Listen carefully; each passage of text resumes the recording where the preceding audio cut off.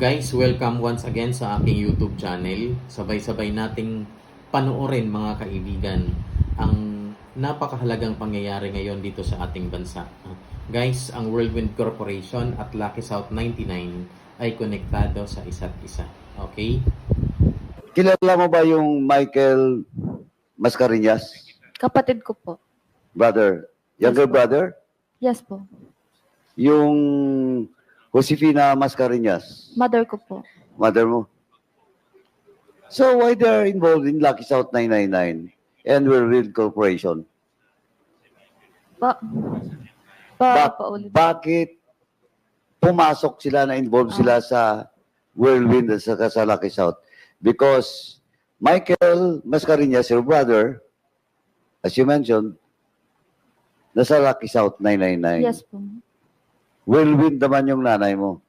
Mm. Tapos ikaw, nasa Lucky South, at the same time, nasa Whirlwind Corporation. Mm. Why? Like I said po, ako po kasi yung at that time kausap ni Mr. U. So, gusto niya magtayo ng ganitong business. And at the time po, hindi ko rin alam yung Pogo. Wala akong idea. Ang alam ko lang, table games, baccarat. Kasi galing din po ako sa casino before. So, may idea po ako sa ganyan. Anyway, syempre po kapag magtatayo ka ng corporation, kailangan ng kasama. Then at the time, inoffer niya po ng parang commission or parang bonus, ganun. Pag nag-operate na po yung company. Pero To cut wala you po short, kami- to cut you short. Hindi mo kasi sinasagot yung tanong ko, Miss Mascareñas. Ang tanong ko po, bakit pumasok yung kapatid mo sa Lucky South 99 Ako at po, saka ano yung po, nanay mo na sa Whirlwind? inano ko po sila.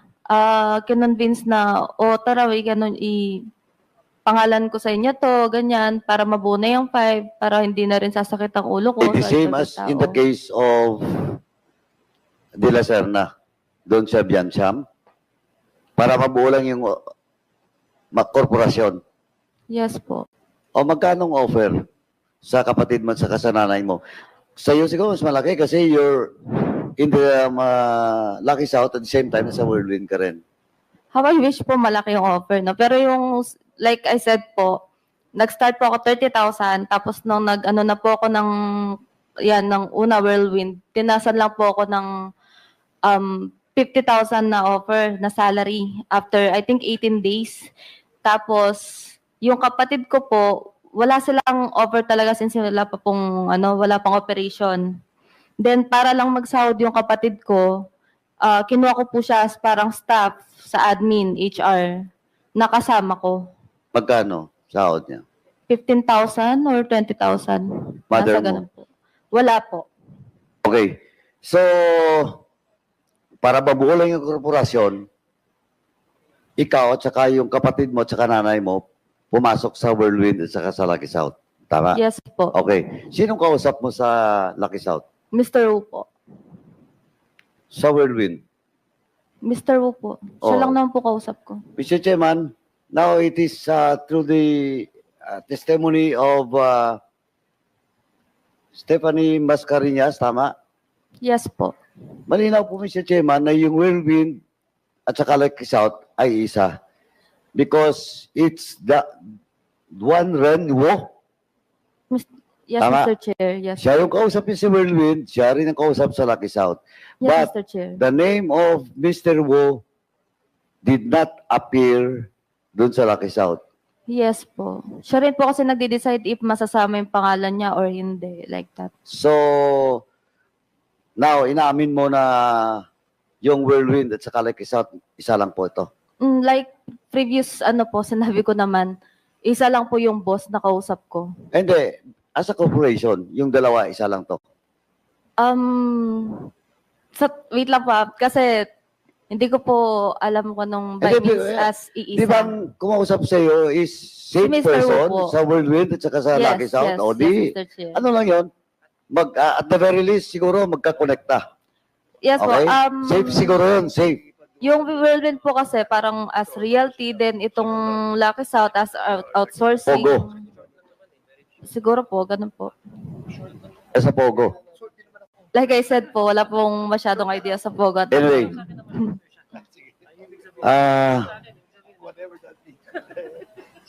Nung nasa Lucky South ka at saka sa Whirlwind, nandun na rin ba si Miss Cassandra Ong? Yes po. Although hindi ko po sure kung anong month. Sorry? Hindi ko po sure anong month siya dumating kasi matagal na po yun. So, mas nauna ka? 2019. Po? Mas nauna ka kaysa kanya? Yes po, mas nauna po Okay. ako.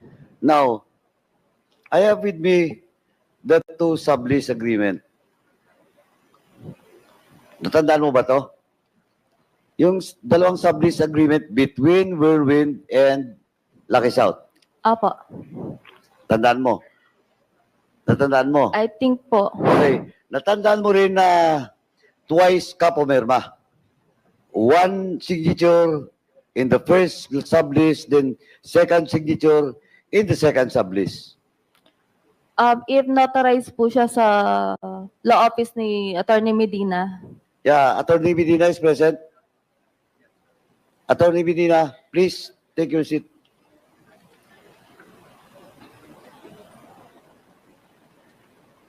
Now, the first, ito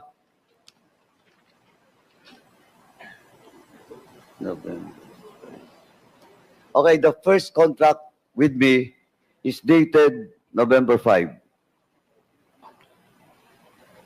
Miss Macarinas, you signed for on behalf of Whirlwind. Mm, Tama? if it's what the paper says Yeah. po. Okay. And for on behalf of Lucky South, it is Cassandra Ong who signed. Hindi ko na po masyado maalala. Miss Cassandra Ong, do you confirm that you signed a sublease agreement representing Lucky South 999? If sa akin po yung perma, yes. Para confirmation lang po. Comsec, please. Mr. Chairman, we will show the document to just for confirmation. Okay, page. Legal.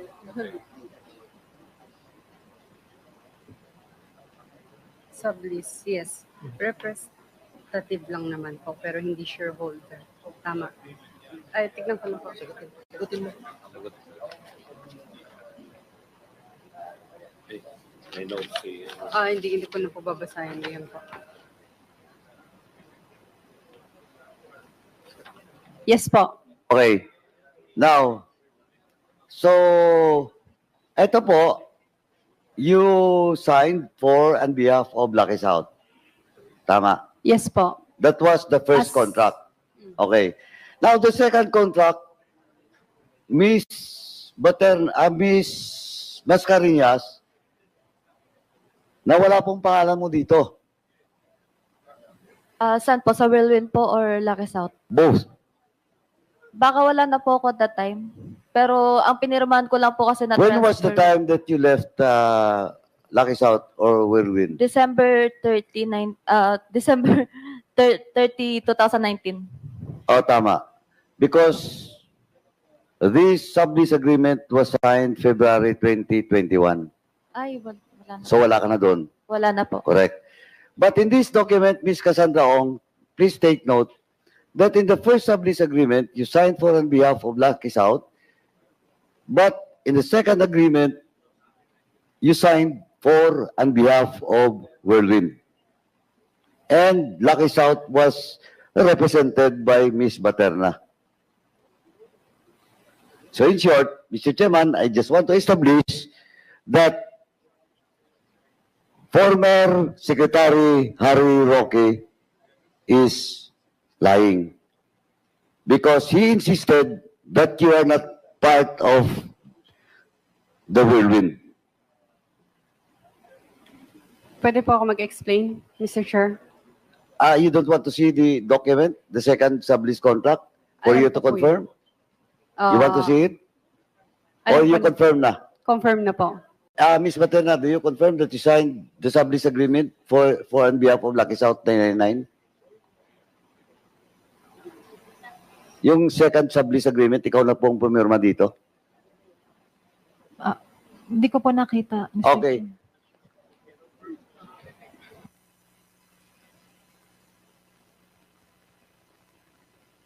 Mr. Chair, pwede po ako mag-explain regarding sa... At sandali po, ipakonfirm ko Ah, muna, okay. then Pasensya na po. the chair will let you explain. Salamat po.